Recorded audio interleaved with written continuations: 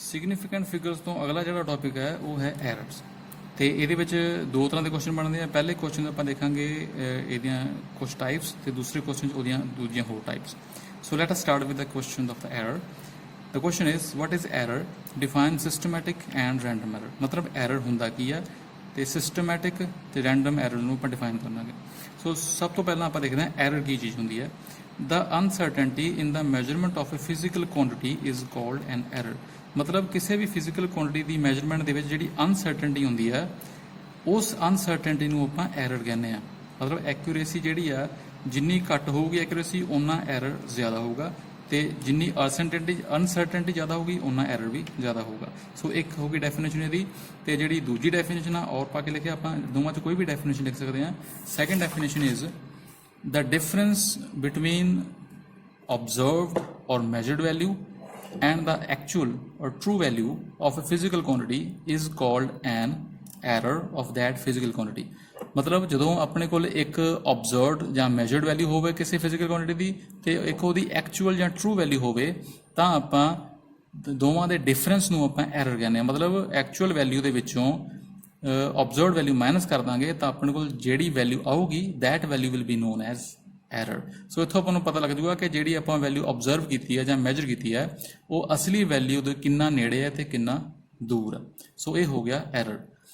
Next ਆ ਗਿਆ systematic ਤੇ ਰੈਂਡਮ ਐਰਰ ਦੀ ਆਪਾਂ ਗੱਲ ਕਰਨੀ ਹੈ ਹੁਣ। First is systematic error. Systematic error the errors which cause is known and which can be eliminated or minimized by detecting the source of error are known as systematic errors।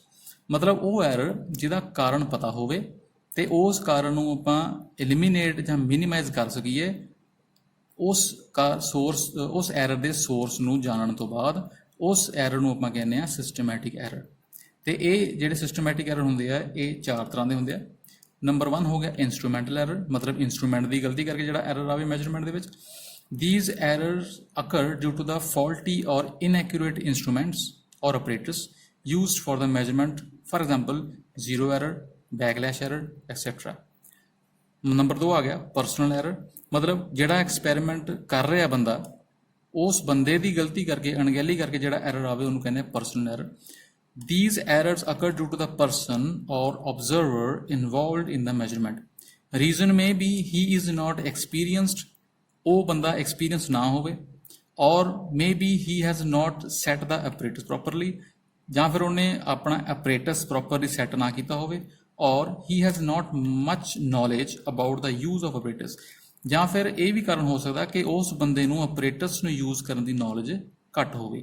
ਸੋ ਇਹਨਾਂ ਕਾਰਨਾਂ ਕਰਕੇ ਜਿਹੜਾ error ਆਉਂਦਾ ਉਹਨੂੰ ਕਹਿੰਦੇ ਆਪਾਂ personal error. Number 3 ਆ ਗਿਆ ਐਰਰਸ ਡਿਊ ਟੂ ਇੰਪਰਫੈਕਸ਼ਨ। ਇੰਪਰਫੈਕਸ਼ਨ ਦਾ ਮਤਲਬ ਇਹ ਹੈ ਕਿ ਜਿਹੜੇ ਬੰਦੇ ਕੋਲ ਜਾਂ ਜਿਹੜੇ ਇੰਸਟਰੂਮੈਂਟ ਦੇ ਕੋਲ ਜਾਂ ਕੋਈ ਵੀ ਕਾਰਨ ਜਿਹੜਾ ਇੰਪਰਫੈਕਟ ਹੋਵੇ, ਜਿਹਦੀ ਕੋਈ ਪਰਫੈਕਸ਼ਨ ਨਾ ਹੋਵੇ। these are the errors like errors in weighing, ਜਿਹੜੀ ਆਪਾਂ weighing machine use ਕਰਦੇ ਹਾਂ ਉਹਦੇ ਵਿੱਚ ਐਰਰ ਹੋਵੇ, ਉਹ ਪਰਫੈਕਟ ਨਾ ਹੋਵੇ।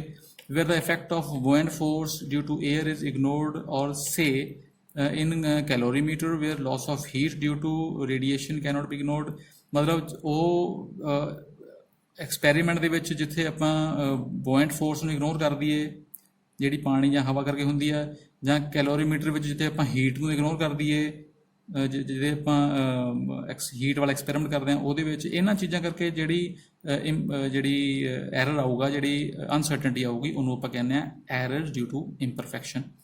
ਤੇ ਲਾਸਟ ਹੈ error due to external cause. External cause ਦਾ ਮਤਲਬ ਹੁੰਦਾ ਬਾਹਰੀ ਕਾਰਨ, ਜਿੱਦਾਂ ਟੈਂਪਰੇਚਰ ਹੋ ਗਿਆ, ਪ੍ਰੈਸ਼ਰ ਹੋ ਗਿਆ, ਵਿੰਡ ਹਿਊਮਿਡਿਟੀ ਹੋ ਗਈ, ਜਿਹੜੀ ਆਪਣੇ ਹੱਥ ਵਿੱਚ ਨਹੀਂ ਹੁੰਦੀ। These are the errors that arise due to the change in external conditions like temperature, pressure, wind, humidity etc। ਇਹਨਾਂ ਕਾਰਨਾਂ ਕਰਕੇ ਜਿਹੜਾ ਐਰਰ ਹੁੰਦਾ ਉਹਨੂੰ ਕਹਿੰਦੇ ਆ ਐਰਰ ਡਿਊ ਟੂ ਐਕਸਟਰਨਲ ਕਾਜ਼। ਤੇ ਨੰਬਰ 2 ਤੇ ਸੀਗਾ random errors. Random errors, these errors whose cause is unknown are called random errors। So it is not possible to eliminate these errors। Systematic error ਉਹ ਹੁੰਦੇ ਜਿਨ੍ਹਾਂ ਦਾ ਕਾਰਨ ਪਤਾ ਹੋਵੇ ਤੇ ਆਪਾਂ ਨੂੰ ਐਲੀਮੀਨੇਟ ਕਰ ਸਕੀਏ। ਪਰ ਰੈਂਡਮ ਐਰਰ ਉਹ ਹੁੰਦੇ ਆ ਜਿਹਦਾ ਕਾਰਨ ਆਪਾਂ ਨੂੰ ਪਤਾ ਨਾ ਹੋਵੇ, whose cause is unknown, ਤੇ ਇਹਨੂੰ ਐਲੀਮੀਨੇਟ ਵੀ ਨਾ ਕੀਤਾ ਜਾ ਸਕੇ, ਉਸ ਐਰਰ ਨੂੰ ਆਪਾਂ ਕਹਿੰਦੇ ਆ ਰੈਂਡਮ ਐਰਰਸ। ਦਾ ਨੈਕਸਟ ਕੁਐਸਚਨ ਜਿਹੜਾ ਬਣਦਾ ਆਪਣੇ ਐਰਰਸ ਦਾ, ਇਹ ਕੁਐਸਚਨ ਹੈ define absolute error, mean absolute error, relative error and percentage error. ये थोड़े ਜਿਹੇ मैथेमैटिकल एरर्स ने जिन्हों समझना बहुत जरूरी है, क्योंकि ये पेपर के बहुत आ जाते होंगे, अक्सर देखने को मिलते हैं। So we will start with absolute error. Absolute का मतलब होंगे एग्जैक्ट, प्रॉपर। तो जे आप डेफिनेशन देखते हैं, absolute error is defined as the magnitude of the difference between true value और mean value and observe value और मैजर्ड वैल्यू। मतलब ਜਿਹੜੀ ਆਪਣੇ ਕੋਲ ਇੱਕ ਟਰੂ ਵੈਲਿਊ ਹੋਊਗੀ ਤੇ ਇੱਕ ਆਬਜ਼ਰਵਡ ਵੈਲਿਊ ਹੋਊਗੀ, ਇਹਨਾਂ ਦੋਨਾਂ ਦੇ ਡਿਫਰੈਂਸ ਨੂੰ ਐਬਸੋਲੂਟ ਐਰਰ ਕਹਾਂਗੇ ਆਪਾਂ। ਤੇ ਟਰੂ ਵੈਲਿਊ ਨੂੰ ਡਿਨੋਟ ਕਰਦੇ ਆ ਐਕਸ ਬਾਰ ਨਾਲ, ਇਹਨੂੰ ਮੀਨ ਵੈਲਿਊ ਵੀ ਕਿਹਾ ਜਾਂਦਾ। ਆਬਜ਼ਰਵਡ ਵੈਲਿਊ ਜਾਂ ਮੈਜਰਡ ਵੈਲਿਊ ਨੂੰ ਡਿਨੋਟ ਕਰਦੇ ਆ ਐਕਸ ਆਈ ਨਾਲ। ਤੇ absolute error it is denoted by delta X I. So ਜਿੱਥੇ ਡੈਲਟਾ ਲੱਗਾ ਇਹਦਾ ਮਤਲਬ ਉੱਥੇ ਆਪਾਂ ਐਬਸੋਲੂਟ ਐਰਰ ਦੀ ਗੱਲ ਕਰ ਰਹੇ ਹਾਂ। So absolute error is equal to true value minus measured value ਤੇ ਨਾਲ ਆ ਜਾਊਗਾ ਇਹਦਾ ਮੈਗਨੀਟਿਊਡ। ਇਹ ਮੈਗਨੀਟਿਊਡ ਜਿਹੜਾ ਹੁੰਦਾ ਆਪਾਂ ਇਹਨੂੰ ਦੋ ਲਾਈਨਾਂ ਨਾਲ ਸ਼ੋ ਕਰਦੇ, ਇਹਨੂੰ ਮੋਡ ਵੀ ਕਿਹਾ ਜਾਂਦਾ। ਸੋ ਆਪ ਮੈਥਮੈਟਿਕਲੀ ਕੀ ਰਿਲੇਸ਼ਨ ਬਣ ਗਿਆ, delta X I is equal to mod of X bar minus X I. Next ਆ ਗਿਆ mean absolute error. Mean absolute error is defined as arithmetic mean of all absolute errors. It is denoted by delta x bar।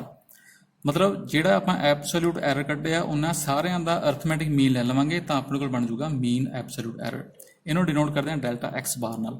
ਤੇ delta X bar it is equal to delta x1 plus delta x2 plus delta x3 up to delta xn divided by n। So ਇਹ ਹੋ ਗਿਆ arithmetic mean of all absolute errors. ਤੇ ਇਹ ਬਣ ਗਿਆ mean absolute error. ਸੋ ਇਹਨੂੰ ਆਪਾਂ ਇਨ ਦਾ farm of ਸਮਿਸ਼ਨ ਲਿਖ ਸਕਦੇ ਹਾਂ, delta X bar is equal to 1 upon n summation I varies from 1 to n delta x I। फिर आ गया relative error। relative error is defined as the ratio of mean absolute error to the mean value or true value। it is denoted by delta or RE। ਇਹਨੂੰ ਆਪਾਂ RE ਜਾਂ delta ਨਾਲ ਲਿਖ ਸਕਦੇ ਹਾਂ। ਤੇ ਇਹ ਹੁੰਦੀ ਹੈ ਰੇਸ਼ੋ mean absolute error ਦੀ true value ਜਾਂ mean value ਦੇ ਨਾਲ। ਸੋ ਇਹਦਾ ਰਿਲੇਸ਼ਨ ਬਣ ਗਿਆ it is delta is equal to mean absolute error delta x bar over true value or mean value that is x bar। ਤੇ ਜੇ ਆਪਾਂ ਇਹਨੂੰ ਪ੍ਰੋਪਰ ਲਿਖਣਾ ਹੋਵੇ ਤਾਂ ਆਪਾਂ ਨੂੰ ਲਿਖ ਸਕਦੇ ਹਾਂ it is delta x bar over x bar। so this is mean absolute error। and last error is percentage error। percentage error is defined as a product of relative error with 100। मतलब ਜਿਹੜਾ relative error ਆਊਗਾ ਉਹਨੂੰ ਆਪਾਂ 100 ਨਾਲ multiply ਕਰ ਦਾਂਗੇ, ਉਹ ਬਣ ਜਾਊਗਾ percentage error. So that is percentage error is equal to relative error into 100। ਜਾਂ ਫਿਰ ਆਪਾਂ ਰਿਲੇਟਿਵ ਐਰਰ ਦਾ ਫਾਰਮੂਲਾ ਬਣਾਇਆ ਸੀ delta X bar upon X bar. So ਇਹ ਬਣ ਗਿਆ percentage error is equal to delta X bar upon X bar into 100। So this was all about first chapter units and dimensions. ਤੇ ਇਹ ਜਿਹੜਾ ਆਪਣਾ ਪਹਿਲਾ ਚੈਪਟਰ ਆ ਇਹਦੇ ਵਿੱਚ ਆਪਾਂ ਗੱਲ ਕੀਤੀ ਹੈ ਡਾਇਮੈਂਸ਼ਨਸ ਦੀ, significant figures the and errors ਦੀ। ਤੇ ਇਹਦੇ ਨਾਲ ਆਪਣਾ ਪਹਿਲੇ ਚੈਪਟਰ ਦਾ ਸਿਲੇਬਸ ਹੋ ਗਿਆ ਖਤਮ। Thank you very much.